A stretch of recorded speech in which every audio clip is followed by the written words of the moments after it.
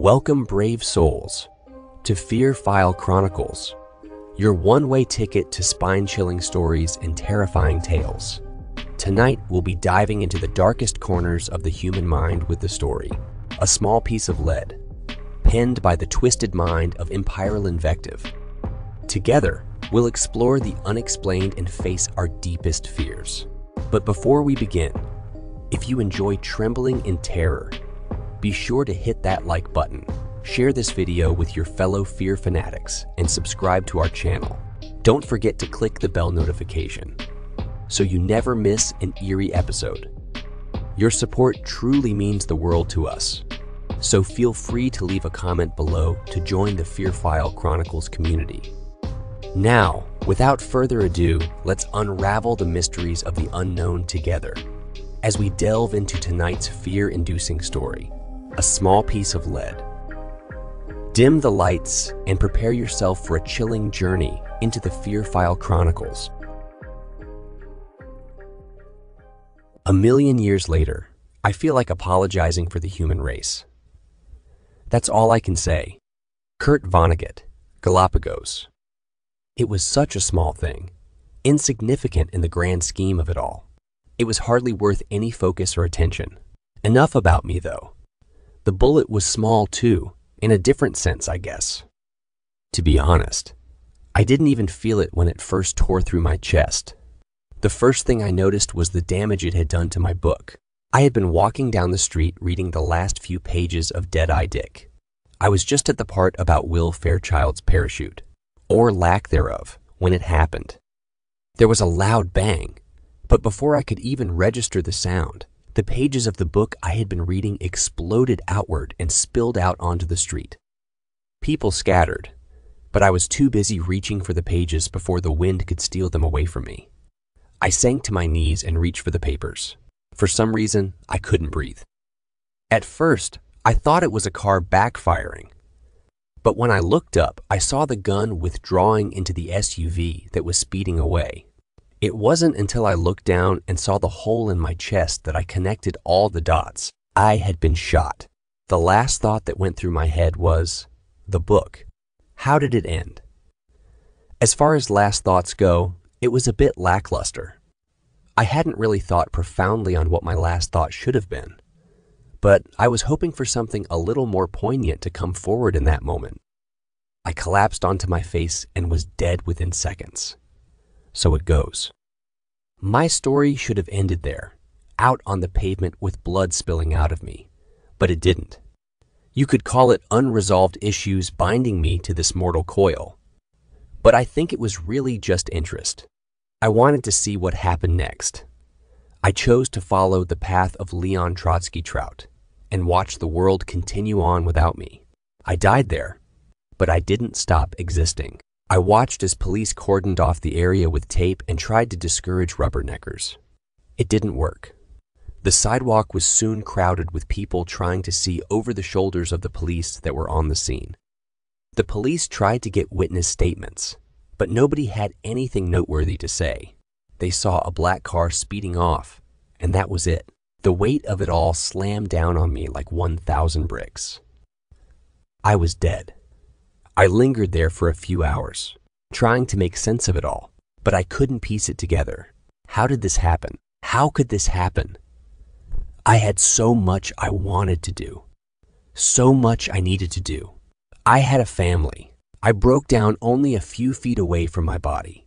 It was then, while I was crying, that I shifted. One moment, I was lying on the street, curled up in the fetal position. The next moment, I was in my house. I don't know how much time had passed. I assumed a couple of days, judging by the house's appearance. It looked disheveled. Dust had begun to form, and the counters were cluttered. I began to look for my parents, wondering if there was some way I could communicate with them. I spent a few weeks with them. I kept hoping that they would come to some form of acceptance about my death, or at least move on. They didn't. I screamed at them, begged for them to hear me, supplicated to God for some reprieve. Nothing. I could only watch them as they attempted to cope with the loss of their only son. My dad, who was always such a quiet man, was now belligerent. The smallest things seemed to set him off. A call during dinner, stupid plot twists on a television show, even something as small as stubbing his toe on the coffee table resulted in a violent outburst.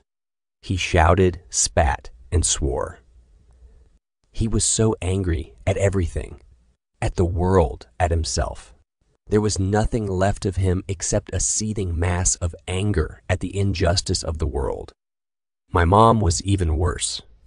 It was as if the bullet that had torn through my chest had pierced her heart as well. She moved around the house with sunken eyes that were bloodshot, afraid to set off my dad. She tried to keep herself together around him, but it was obvious to both of them that she was nowhere near okay. She cried and spent most of her free time in my room, curled up on my bed and weeping. My room had become a shrine, with my mother being the only supplicant. Nothing in my room was touched. Nothing was moved. She spent hours crying into my bedspread when she knew my dad was out. It served as a monument to her all-encompassing sadness. I tried so hard to make my words reach her, but they were as insubstantial as the wind. I wanted to tear apart my room, hurl my Vonnegut books against the wall, anything to ease some of my frustration, but there was nothing I could do. There was nothing I could do. There was nothing. I left them a few days later. I couldn't stand to be in that mausoleum any longer. I couldn't see my father spend another day consumed by his rage at the injustice of the world, or another night of my mother crying herself to sleep curled up with a toy I used to play with. I couldn't bear another second with them as they spiraled into depression. Call me weak if you want, but my only option was to run. I couldn't help them, and I had no intention of seeing them self-destruct. It was then that I made up my mind about what I needed to do. I could visit my friends, but chances were good that it would only make me more depressed. I could visit the girls I had a crush on and never told. But what would be the point of that? I had to find him. I had to find the man who shot me from that black SUV and left my parents emotionally crippled. At the time, I didn't know what my intentions were, but now I think I knew what I wanted to happen all along. I wanted justice. I wanted retribution. It didn't take too long to find him. I don't know if it was some bond we shared or just dumb luck. I mused to myself that Vonnegut must have been right when he proposed the bocanist idea of a cuirass in his book Cat's Cradle. This man and I were intrinsically linked. As soon as I saw him, I knew that I would be with him until the day he died. He looked nothing like I imagined. If anything, he was younger than I was. He looked like he wasn't a day over 16. He even had acne, for God's sake. He was thin and lived in an apartment complex with his mother. She was a single mom, so she spent most of her time at work, giving him free rein of their tiny apartment. He spent most of his time in his room listening to rap. I spent most of the day watching him in confusion. How could this teenager have killed me? For what reasons did he have to pull the trigger? I spent my first week there following him everywhere and watching him, waiting to see some form of remorse or regret for his actions. He gave no indication that my death had impacted him in any way. He hung out with his friends who looked like a bunch of suburban teenagers playing at being gangsters. There was one interaction that has been burned into my memory. He had a friend over, and they were both in his room crowded around his window, taking turns passing a joint back and forth. With each inhalation, both erupted in a flurry of coughs, betraying their obvious attempts to mask their inexperience. When they were both sufficiently stoned, his friend started in on him about the drive-by. How did it feel to pull the trigger? Come on, nigga. A statement made awkward, considering that they were both lily white. It was just a twitch of the finger, nothing more. But you could get caught. You killed. My murderer interrupted. Cops ain't gonna do shit. Just another drive-by. Just another typical Sunday. As for the punk I capped, his dumbass was in the wrong place at the wrong time. It was all part of initiation, right? Now the others will know we're serious. That was the end of it. They tried their best to air the pot smell out the room, but the words he spoke hung around me like a malicious miasma. His words echoed around in my brain, beating and tearing into me. I made myself a promise as I stood watching them joke and laugh. I would return the favor. I would drill my words into him like a bullet through his chest. Every night, as he lay in his bed, I glided up to his sleeping form. I bent down and whispered in his ear. I whispered of the horrible fate that awaited him. I murmured my murderous machinations to him throughout the night. I intimated my intentions of what I was going to do to him once he died and entered my plane of existence. I was going to tear him apart, limb from limb and piece by piece. I was going to turn his afterlife into hell because I couldn't impact him in this life. I whispered throughout the night to his sleeping form. Much like my previous attempts at communication, it failed. He gave no indication of having heard me, but that didn't stop me from doing it. It was a cruel compulsion. It gave me a reason to exist. I spent the day haunting him and thinking of wretched words to whisper to him at night. The change was almost imperceptible at first. I had been whispering his sins into his ears for a week now, and I was just about ready to give up and resign myself to my fate when it happened. On the 8th night, my killer rolled over in his sleep and I heard the faintest sound. It sounded like a whimper, some pained response to my tireless labors. That one action, that small sound, caused me to redouble my efforts.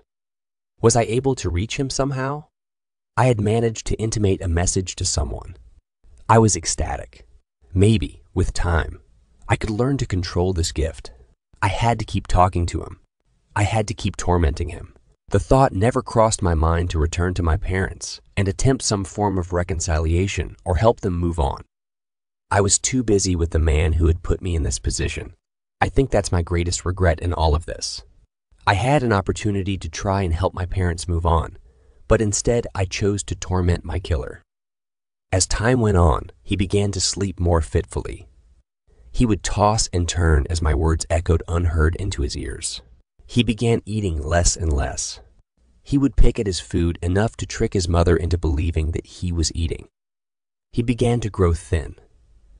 Still, I whispered my midnight maledictions to him. He stopped hanging out with his wannabe gangster friends. He became withdrawn and stopped speaking to people as he grew more and more morose. Still, I whispered my curses and invectives. He would sneak off at times during the day, wiping away tears. At night, he would break down, crying into his pillow in an attempt to smother the sound. Still, I whispered. He wasn't the only one that was beginning to crumble away. My metamorphosis began as something almost imperceptible. It started with my skin beginning to crack. Tiny fissures spread along my flesh, revealing decaying tissue underneath. My skin turned mottled and gray. I couldn't see my entire body, but I was certain that if I could, it would be similar to that of a moldering corpse. I reasoned that it was an effect of my body decomposing. My ghostly form was still linked to my body in some way. As it rotted, so did my current form. I wondered what would happen to me if enough time passed. Would I be reduced to mummified remains, or would the worms pick me apart, leaving me a skeleton? Either way didn't matter to me. I was too busy tormenting him. I wouldn't stop, couldn't stop. I continued my malevolent midnight mantras to him for 2 more weeks before the end came. I had started whispering to him at all hours of the day by then. He hadn't left his room at all that weekend. He just sat in darkness as I told him of my hatred from him and how it would be better if he died. Upon uttering those words, the floodgates shattered. My words couldn't reach him, but maybe my sentiments did. He shot up from his bed as if galvanized and began tearing down posters, throwing his stuff around the room, and venting his emotions. His mom heard the commotion and began knocking on his door. He ran across the room and locked the door before she could open it. She asked him what was wrong, and that was when he began his confession. The words spilled out of him like blood from a bullet hole. He wept. I killed him. I did. Didn't mean to. They said I had to do something to prove I wanted into the gang, that I would be willing to do anything for them. I thought if I pulled the trigger but missed him, it would be good enough. It was an accident. I swear I didn't mean to shoot him. I didn't. Oh, God, I didn't. I could almost hear the gears in her brain turning to try and connect the dots. It only took a few seconds before there was a loud thud on the other side of the door as she collapsed under the weight of his revelation, her breath stolen away from her. He began tearing apart his closet, looking for something. He found it and returned to the bed, cradling the object like it was a precious gift. The gun looked heavy in his grip, almost comically large in his small hands. He sat down and thumbed the safety off. I was surprised he could even manage that through his tears. He turned the gun back and forth in his hands as if trying to figure something out. He must have reached a conclusion because he took a deep breath, wiped away his tears, and spoke. I'm sorry, Mom. A quote from Cat's Cradle reverberated through my mind upon hearing those words. Now I will destroy the whole world. Was this what I wanted? He turned the barrel towards himself and raised it to his head. He wrapped his lips around the cold steel and I could hear his teeth chattering and clicking against the barrel. The sound of the hammer being fanned back brought everything into a twisted and sobering light. He was going to kill himself. I should have felt happy, but all I felt was sickness in my stomach. It felt like there was something lodged in my throat, but no amount of swallowing could dislodge it. I didn't want to see this. I didn't want to know that I had caused all of this. I turned to leave, but there was something in my way. It stood in front of the door and blocked off my retreat. The being was hard to describe. The best explanation I can give of it was that it was staticky and blurry. I couldn't make out a definite form, but it seemed vaguely humanoid in appearance. The air around it shimmered like I was looking at hot asphalt on a desert road. I didn't have much time to examine it, as it spoke as soon as it was sure I had seen it. It's too late to turn away now. Watch what happens next, knowing that there is little to no difference between him pulling the trigger and you. I felt myself being turned towards the boy on the bed. I didn't see the entity move, but I felt it exerting its influence over me. I couldn't turn away. I watched as he struggled to breathe around the gun in his mouth. His mother's wailing drowned out his whimpering. He closed his eyes, and I knew what was coming next. I couldn't turn away. I couldn't shut my eyes. He squeezed the trigger. I stood over his body. He was pitched back over his bed. There was a small dribble of blood coming from the wound. He twitched spasmodically as the last little spark of life he had in him was extinguished. I heard his mother ramming the door in an attempt to break through and reach him. It was too late for him. He was gone. It was too late for me as well. The staticky figure approached me, and I knew that my time here was almost done. I just had one last question I wanted answered. How? How did it end? I meant the book, Dead-Eye Dick. After all this time, I still wanted to know. The transparent being shifted, and although I couldn't see its face, I knew that it was smiling. It told me how it ended, and I wept bitter tears. I told the thing that I was ready. His form shifted with what I assumed was a nod. I was ready to leave this world. I felt myself floating up, and I let myself be taken. I sank into myself and began to weep again. I thought I wanted revenge, but this all felt wrong. I had taken his life just like he'd taken mine.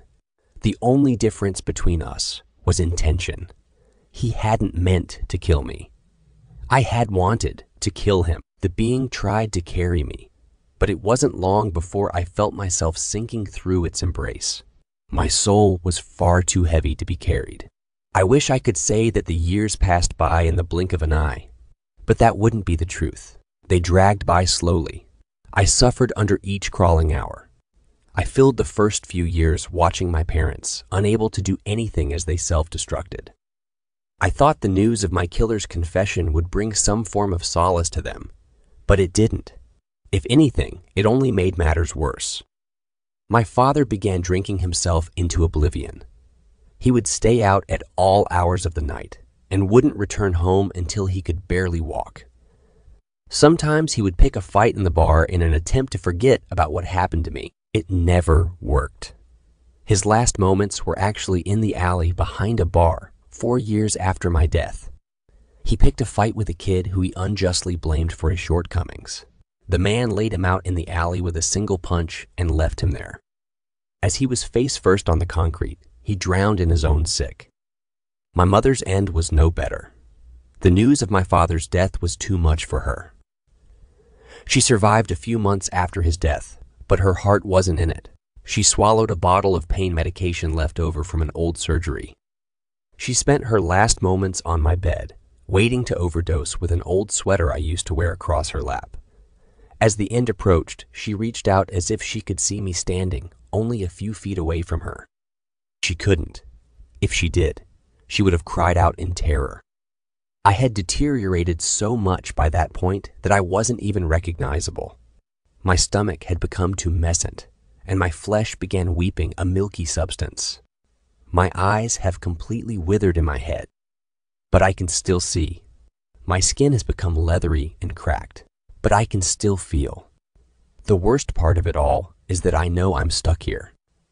The afterlife has been barred to me. I am trapped here, left to watch the world that I no longer care about. It took a few more years for me to figure it out. By this time, all my friends had passed away, and I had nothing to occupy my time except my thoughts. I finally figured out why I looked this way. It had nothing to do with my corpse. My appearance was directly impacted by my interaction with the boy who killed me. It wasn't due to my body decomposing. It was my soul rotting. You want to know something? We are still in the Dark Ages. The Dark Ages, they haven't ended yet. Kurt Vonnegut, last line of Dead-Eye Dick. Well, my friends, we've reached the end of tonight's chilling tale, A Small Piece of Lead by the talented EmpyrealInvective. I hope you've enjoyed our descent into darkness, and that you'll carry a piece of the Fear File Chronicles with you as you drift into uneasy dreams. If our story left you shivering and shaking, don't forget to like this video, share it with others who crave a good scare, and subscribe to the Fear File Chronicles for more haunting horrors. Remember to hit the bell notification so you're always among the first to know when a new nightmare awaits. As always, we appreciate your support and would love to hear your thoughts in the comments below. Sharing your fears and frights with us truly means a lot, so don't be shy to engage with our sinister community. Until next time, remember to embrace the darkness, for it is within the shadows that our most terrifying stories are born. Good night, and stay scared.